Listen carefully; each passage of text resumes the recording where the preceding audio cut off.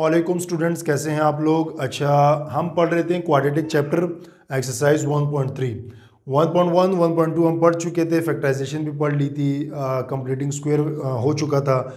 और इसके अलावा जो हमारा क्वाड्रेटिक फार्मूला था वो भी हम पढ़ चुके थे। लास्ट वीडियो में मैं ये पढ़ा चुका हूँ कि अगर इस तरह की सिचुएशन हो या कोई और सिचुएशन हो या पावर दो से ज़्यादा हो तो उसको रिप्लेस कैसे करते हैं, उनको बोलते हैं रिप्लेसेबल इक्वेशन।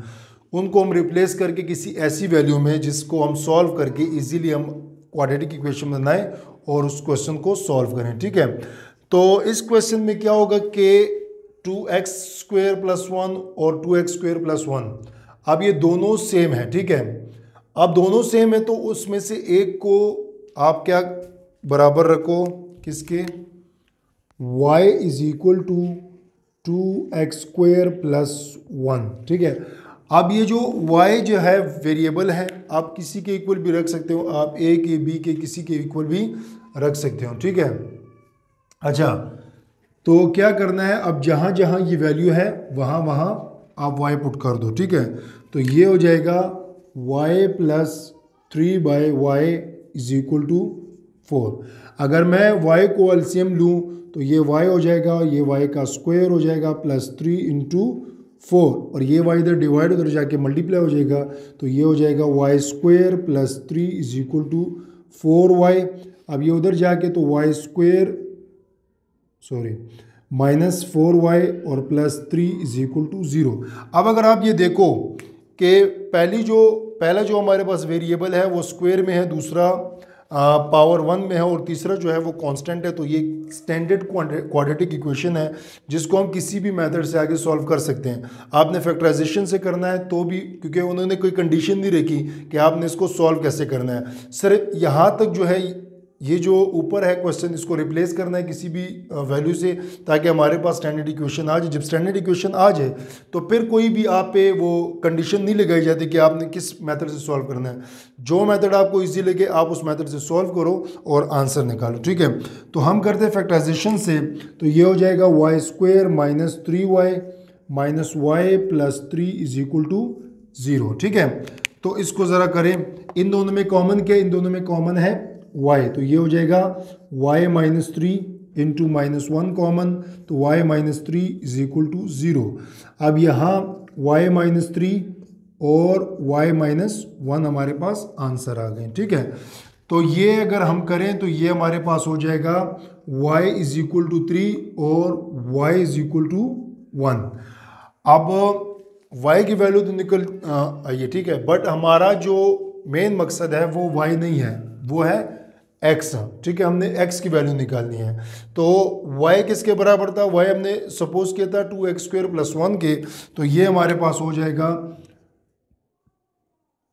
2x² + 1 = 3 और 2x² + 1 = 1, तो ये हो जाएगा 2x² + 1 - 3 = 0, 2x² - 2 = 0, 2 मैं अगर कॉमन ले लूँ तो x² - 1 = 0, 2 उधर जाके 0 हो जाएगा, तो x² = 1 और दोनों साइडों का अंडर रूट लो तो ये आ जाएगा √1। ठीक है, तो एक x की वैल्यू मेरे पास क्या आई, √1। अब इसको सॉल्व करते हैं तो ये हो जाएगा 2x² + 1 - 1 = 0, 2x² ये दोनों कैंसिल होकर 0 = 0, तो 2x² = 0, तो x = 0। तो हमारे पास x की वैल्यूज़ क्या आ चुकी हैं, एक x की वैल्यू √1 आ चुकी है और दूसरी 0 आ चुकी है। ठीक है, तो ये मैं फिर से बता रहा हूँ कि ये इस तरह के जो क्वेश्चन है, ये नेक्स्ट क्वेश्चन भी हमारा ऐसे ही है रिप्लेसेबल वाला, कि इसको किसी एक वेरिएबल के इक्वल रख देना है। ठीक है, सपोज करना है, बाकी ताकि आपका स्टैंडर्ड इक्वेशन आ जाए। स्टैंडर्ड इक्वेशन आने के बाद अगर वहाँ कंडीशन लिखी हुई है कि आपने इस मेथड से करना है तो फिर तो करना है। ठीक है, लेकिन अगर नहीं लिखा हुआ, कंडीशन कुछ भी ऐसा नहीं है, तो फिर जो आपको ईजी लगे आप उस मेथड से सॉल्व करें। ठीक है, तो अब आते हैं नेक्स्ट क्वेश्चन की तरफ। अब नेक्स्ट क्वेश्चन है x / x - 3 + 4 × x - 3 over x। तो मैं इसको y के सपोज करता हूं। ठीक है, तो suppose y = x over x minus three.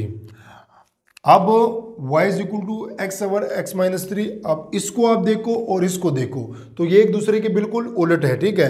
तो ये मेरे पास हो जाएगा 1 over y is equal to x minus three by x. आप देख सकते हैं कि ये जो है ये है, और जो इसका उलट है, इस वैल्यू का जो उलट है वो है ये।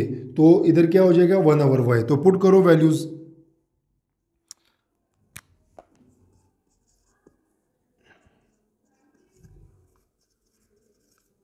तो ये हमारे पास हो जाएगा y plus 4 into 1 over y is equal to 4। तो ये हमारे पास आ जाएगा, ठीक है। इसको आप सॉल्व करते हैं तो ये हो जाएगा y plus 4 by y is equal to 4। LCM लो तो ये आ जाएगा y, ये हो जाएगा y square plus 4 is equal to y 4, ठीक है। तो ये y जो है ये इधर डिवाइड उधर जाके मल्टीप्लाई हो जाएगा, तो y square plus 4 is equal to 4y उधर ले जाओ तो ये हो जाएगा y स्क्वेयर माइनस 4y और प्लस 4 इज इक्वल टू 0। अब ये मेरे पास स्टैंडर्ड इक्वेशन आ चुका है, ठीक है। अब ये स्टैंडर्ड इक्वेशन है, इसको आपने किसी भी मेथड से, जो मेथड मैं बार बार कह रहा हूँ कि जो आपको इजी लगे और विदाउट कंडीशन है तो आप किसी भी मेथड से सॉल्व कर सकते हैं। तो मैं को फैक्टराइजेशन से करता हूँ, ठीक है। तो फैक्टराइजेशन से कैसे करेंगे, ये हो जाएगा वाई स्क्वेयर। फैक्टराइज पर एक दफ़ा बता दें तो फैक्टराइज ऐसी मेथड है कि जो इस दरमियान वाली वैल्यू को ऐसे ब्रेक करना है कि उन दो वैल्यूज़ को प्लस माइनस करो तो यही वैल्यू आए, और उनका जो प्रोडक्ट हो उनको मल्टीप्लाई करो तो हमारे पास ये वाला आंसर आना चाहिए, ठीक है। तो ये हो जाएगा minus two y plus 4 is equal to 0। तो y कॉमन है तो y माइनस 2, और माइनस 2 कॉमन है तो y minus 2 is equal to 0। तो ये आ जाएगा y माइनस 2 और y minus 2 is equal to 0। तो ये बेसिकली आ जाएगा y माइनस 2 का स्क्वायर इज इक्वल टू 0। तो दोनों साइडों का जब अंडर रूट लेंगे कैंसिल हो गए तो y minus 2 is equal to 0, y is equal to 2। अब मेरे पास y की वैल्यू आ चुकी है, बट y की वैल्यू हमारा मकसद नहीं, हमारा मकसद है x की वैल्यू निकालना, ठीक है। तो ये पुट करें ज़रा, तो x over x minus 3 is equal to 2। तो x is equal to 2 into x minus 3, और x is equal to 2x minus 6। तो इसको इधर ले और उसको उधर ले जाए तो ये हो जाएगा 6 is equal to 2x minus x। तो x की वैल्यू मेरे पास क्या आ गई 6, ठीक है। तो मेरे पास यहाँ x की वैल्यू आ चुकी है जो कि है 6। अब अगर आपने वेरीफाई करना है, फॉर एग्जांपल कि आपने देखना है कि जो मेरा आंसर है ये ठीक है या नहीं, तो आप ये 6 इधर पुट करें, हर जगह 6 पुट करें तो आपके पास आंसर 4 आएगा। तो ऐसे जो इक्वेशन होते हैं उसको रिप्लेसेबल इक्वेशन कहते हैं, कि इसमें आपने कोई एक इक्वेशन, कोई एक वैल्यू लेके ना उसको किसी एक वेरिएबल के रिप्लेस कर देनी है और अपना आंसर निकालना है, ठीक है। तो ये 1.3 ख़त्म हो चुका है। इंशाल्लाह नेक्स्ट वीडियो में 1.4 करने की कोशिश करेंगे। तो इसके लिए कोई भी क्वेश्चन हो, कोई चीज़ समझ ना आई हो तो कमेंट बॉक्स में लाजमी कमेंट करें।